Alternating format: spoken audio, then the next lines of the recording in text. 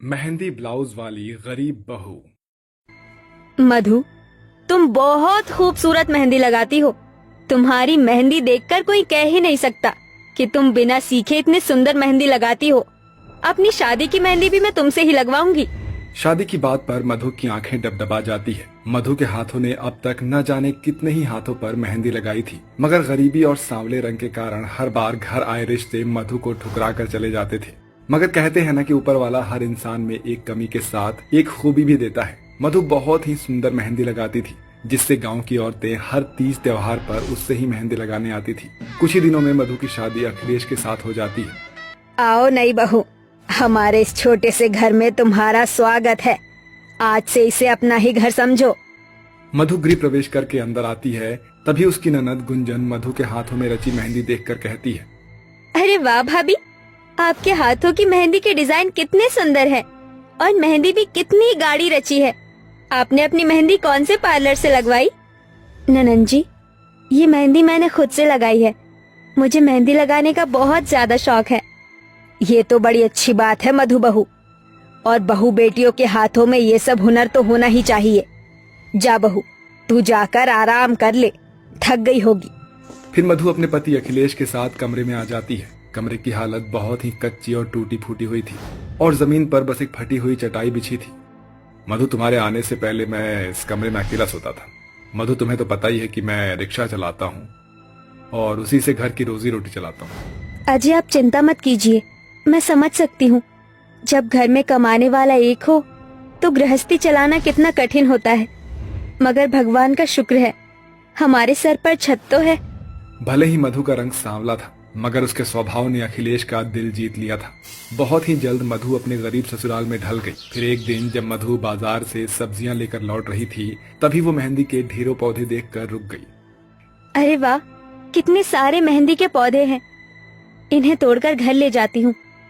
मधु मेहंदी के पत्ते तोड़कर मेहंदी के पौधे की एक मोटी सी कलम तोड़कर घर लाकर घर के आंगन की मिट्टी में बो देती है। गुजरते वक्त के साथ अब मानसून का महीना शुरू हो जाता है और उस दिन की बरसात कहर बनकर उस गरीब बहू के घर पर आ गिरती है। जब गरीब बहू के कमरे की छत कच्ची और कमजोर होने के कारण ढह जाती है, जिसके बाद मधु, उसका पति अखिलेश और उसकी सास और ननद भी एक ही कमरे में गुजारा करने पर मजबूर हो जाते हैं। सुनो जी, राशन खत्म हो गया है, थोड़े पैसे दे दो।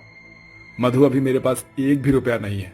अभी मैं काम पर जा रहा हूँ, शाम तक राशन लेकर आता हूँ। ये बोलकर अखिलेश रिक्शा लेकर निकल जाता है। जहाँ पूरा चौक बाजार बारिश के पानी से भरा होता है, जैसे तैसे एक सवारी उसके रिक्शे पर बैठता है। तभी उसका रिक्शा खड्डे में फंस जाता है और रिक्शे का टायर फट जाता है। हताश होकर वो जैसे तैसे रिक्शा को खींचकर घर लाता है। अजी, ये क्या हो गया? मधु, बड़ी मुश्किल से एक सवारी बैठी थी और ये हो गया। समझ में नहीं आ रहा क्या करूं। मेरे पास एक रुपया नहीं है कि रिक्शा ठीक करवाऊं। अजय, आप चिंता मत करो, भगवान किसी न किसी को हमारी मदद के लिए जरूर भेजेगा। इतने में गांव की सबसे अमीर माया वहां आती है। अरे मधु बहू, आज शाम को मेरी बेटी किंजल की मेहंदी है, तो आ जाना। जी ठीक है काकी। शाम को मधु अपनी सास ननद के साथ मेहंदी में आती है। कुछ देर बाद, मम्मी, इतनी देर हो गई, ये मेहंदी वाली कहाँ रह गई? अभी तक आई क्यों नहीं? अरे किंजल, उसने इन मौके पर आने से मना कर दिया। माया आंटी, आप चिंता मत कीजिए, मुझे मेहंदी लगानी आती है। किंजल को मैं मेहंदी लगा दूंगी। किंजल जल्दी से हाथ आगे बढ़ा देती है और मधु उसे बहुत ही सुंदर मेहंदी लगाती है, जिससे सभी मधु की जमकर तारीफ करते हैं। और माया खुश होकर मधु को 500 रुपए दे देती है, जिसमें से मधु आधे पैसे से घर के लिए राशन खरीद कर बाकी के पैसे अखिलेश को रिक्शा ठीक करवाने के लिए दे देती है। अगले दिन से अखिलेश रिक्शा चलाने लगता है। सुनो भैया, जल्दी से प्लाजा बैंक्वेट ले चलो। जी मैडम जी। पल्लवी जैसे ही रिक्शे पर बैठती है तो टाइट होने के कारण उसकी ड्रेस बैक साइड से फट जाती है। ओह नो, ये अभी ही होना था। Shit shit shit. क्या हुआ मैडम जी, आप इतने परेशान क्यों हैं? भैया, मेरी ड्रेस फट गई है, क्या करूं? मैडम जी, यहाँ पास में ही मेरा घर है, आप वहाँ चलिए, शायद वहाँ मेरी पत्नी आपकी कोई मदद कर दे।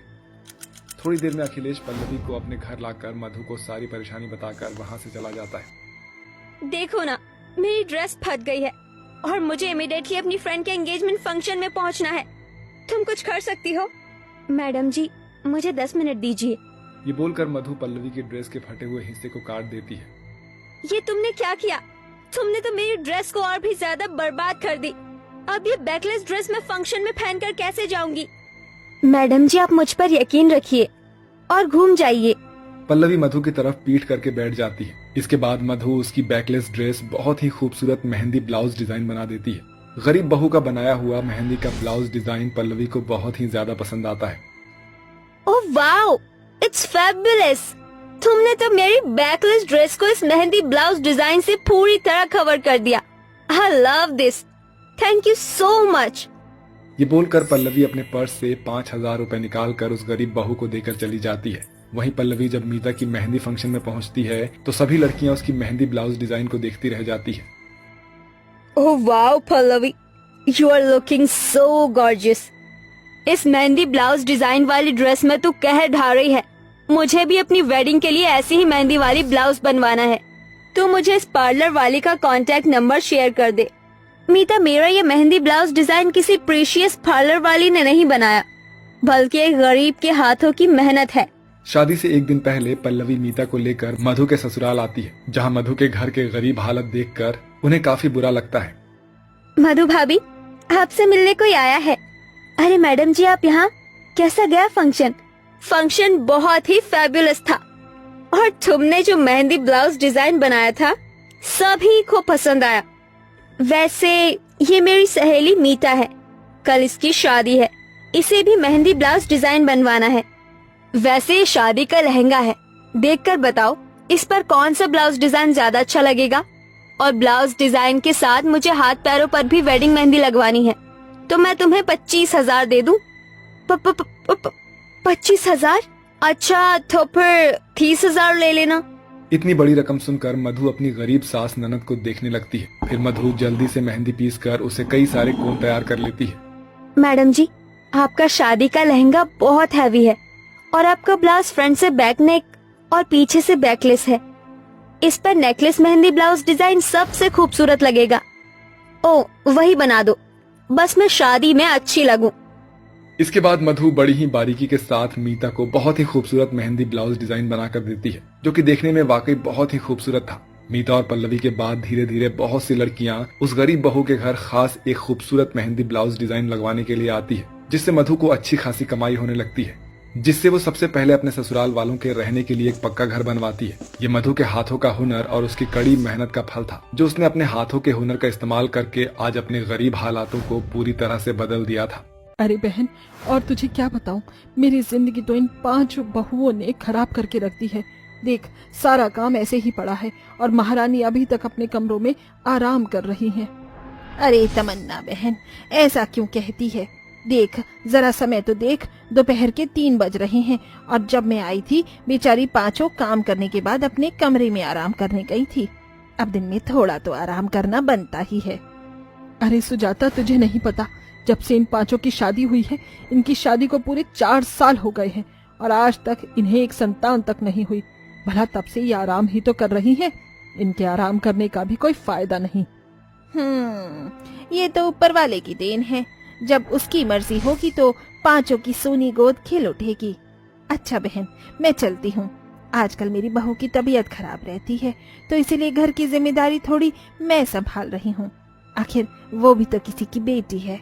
सुजाता ऐसा कहकर वहाँ से चली जाती है, जिसके बाद तमन्ना अपने आप से कहती है, बड़ी आई बहुओं की तरफदारी करने वाली। अरे बहू तो पैर की जूती की तरह होती है, उन्हें जूती की तरह पैरों में ही पहनना चाहिए, ना कि सर पर रखना चाहिए। तमन्ना अपनी 5 बहू को कुछ भी नहीं समझती थी। ऐसे ही उसकी सहेली अपने घर को चली जाती है। तमन्ना चीख चीख कर पूरे घर को सर पर उठा लेती है। अरे ना स्पीटियो, कहाँ जाकर मर गई हो? अरे तुम लोगों ने तो हद ही पार कर दी। पता नहीं मनहूस कहीं की क्यों इस घर के अंदर पड़ी हुई हो। तमन्ना के चिल्लाने पर उसकी 5 बहू उसके सामने आ जाती हैं। क्या हुआ माँ जी, कौन सा बवाल मच गया है अचानक से? दोपहर के 3 बज रहे हैं और आप हमें 3 बजे ही उठा रही हो। आपकी तबीयत तो ठीक है ना माँ जी? इनकी तबीयत का पता नहीं, लेकिन मेरी और काजल की तबीयत बहुत ज्यादा खराब है। हाँ माँ जी, बताइए, क्या हम थोड़ी देर आराम भी नहीं कर सकते?